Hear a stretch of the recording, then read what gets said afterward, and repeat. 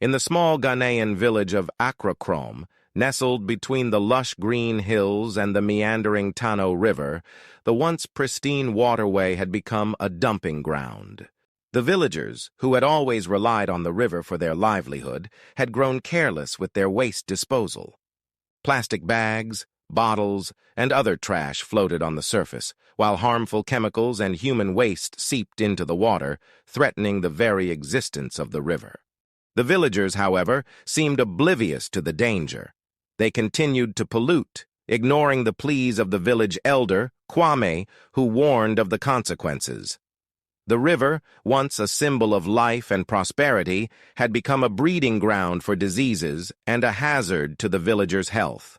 One day, a group of children playing by the riverbank stumbled upon a dead fish, its scales coated with oil and its eyes cloudy with pollution. The children's laughter and playful shouts turned to gasps of horror as they realized the extent of the destruction. Little did they know, this was only the beginning of a chain of events that would shake the very foundations of their village. As the sun set over Akrokrom, the villagers gathered at the riverbank, their faces illuminated by the flickering flames of the setting sun. They seemed to sense that something was amiss, but none could have predicted the wrath that was about to unfold. The villagers' carelessness had not gone unnoticed. Tano, the god of war and strife, had been watching from the depths of the river, his anger growing with each passing day. He had warned the villagers through visions and signs, but they had ignored him. One fateful night, Tano's wrath could no longer be contained. He emerged from the river, his towering figure radiating fury. The villagers cowered in fear as Tano began to strike down those responsible for the pollution. His victims fell to the ground, writhing in agony, as Tano's power coursed through their bodies. Aku, a young girl who had always felt a deep connection to the river, witnessed the chaos. She tried to intervene, but Tano's anger was too great. He turned to her and growled, "You too, Aku, have ignored the signs, but I will give you a chance to make it right." Aku trembled, knowing she had to act. She begged Tano to spare the villagers, promising to help him cleanse the river. Tano's expression softened slightly, and he nodded.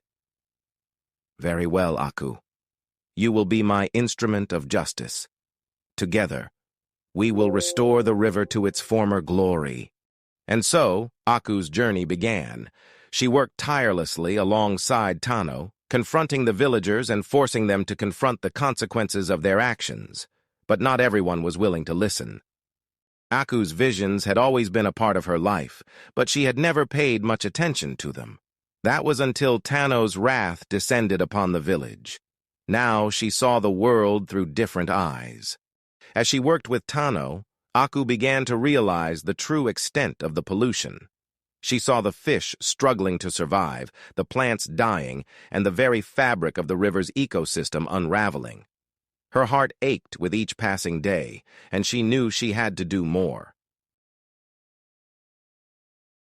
One night, as she walked along the riverbank, Aku received a vision from the gods. She saw a glimpse of the river's former glory and the beauty it once held. The vision faded, leaving her with a sense of determination. Aku knew she had to rally the villagers and make them understand the gravity of their actions. She spent the next few days spreading the message, but many were resistant to change. That was when she met Kwaku, a young man who had recently returned to the village. He was charismatic and passionate, and Aku knew he could help her convince the villagers to take action. Together, they hatched a plan to organize a community event, hoping to raise awareness and inspire change. But as the day of the event approached, Aku began to feel a sense of unease. Aku and Kwaku's event was a success, with many villagers attending and showing interest in cleaning up the river.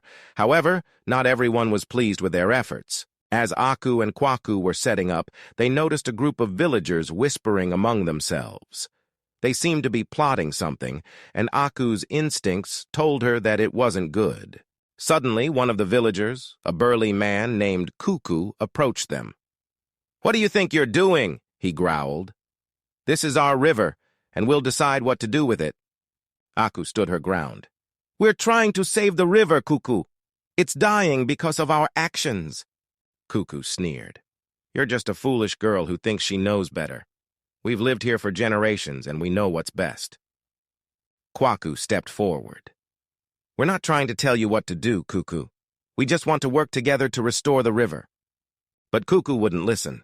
He stormed off, leaving Aku and Kwaku worried about what he might do next. As the event continued, Aku noticed strange occurrences. Equipment would go missing or be tampered with, and some villagers seemed to be intentionally disrupting the proceedings. It became clear that Kwaku and his cohorts were behind the sabotage. Aku realized that she had to confront him directly if she wanted to save the river. With Kwaku by her side, Aku approached Kwaku. We know what you're doing, Kwaku. Stop trying to undermine our efforts, Kwaku sneered. You'll never succeed. This river is mine, and I'll do whatever it takes to keep it that way. Aku stood firm. We won't back down, Kwaku. We'll fight for the river's future. And with that, the battle for the river's soul began. Aku and Kwaku knew they had to act fast to counter Kwaku's sabotage. They organized a series of community meetings, explaining the urgency of the situation and the importance of working together. Slowly but surely, the villagers began to see the truth. They realized that their actions had consequences, and that the river's fate was in their hands. Aku and Kwaku rallied the people, forming a united front against Kwaku's resistance. They organized cleanup initiatives, planted trees, and implemented sustainable practices. As the village transformed, the river began to heal. The water cleared, and the fish returned. The villagers celebrated their progress, but Aku knew that their work was far from over. Just as the village was making progress, a severe storm hit Akrokrom. The river swelled, threatening to destroy the progress they had made. Aku and Kwaku sprang into action, mobilizing the villagers to sandbag the riverbanks and protect their homes. As the storm raged on, Aku faced her first challenge as a leader. She had to make tough decisions quickly, ensuring the safety of the villagers. With Kwaku's support, Aku rose to the occasion, and together they led the village through the storm. As the storm subsided, Aku noticed strange signs and warnings etched into the riverbanks. They seemed to pulse with a mysterious energy. Kwaku recognized the symbols as ancient warnings from the gods. Aku, these signs indicate that the river is still in danger. We must continue our efforts to restore it. Aku knew that the journey ahead would be difficult, but she was determined to save the river. She rallied the villagers once more, and together they pressed on. As the villagers worked tirelessly, Aku sought the counsel of the wise elder Kwame. He shared ancient stories of the river's creation and the secrets of the universe. Aku listened intently, realizing that the river's fate was connected to the very fabric of existence. With newfound understanding, Aku returned to the village, ready to face the next challenge. One day, while inspecting the river, Aku noticed a small patch of water lilies blooming amidst the pollution. It was a sign of hope, a reminder that even in darkness beauty could still emerge. Aku shared her discovery with the villagers, and soon, the water lilies became a symbol of their resilience. As they continued their efforts, the river began to flourish. Fish swam in the clear waters, and the villagers rejoiced. Aku and Kwaku organized a grand cleansing ritual to mark the river's transformation.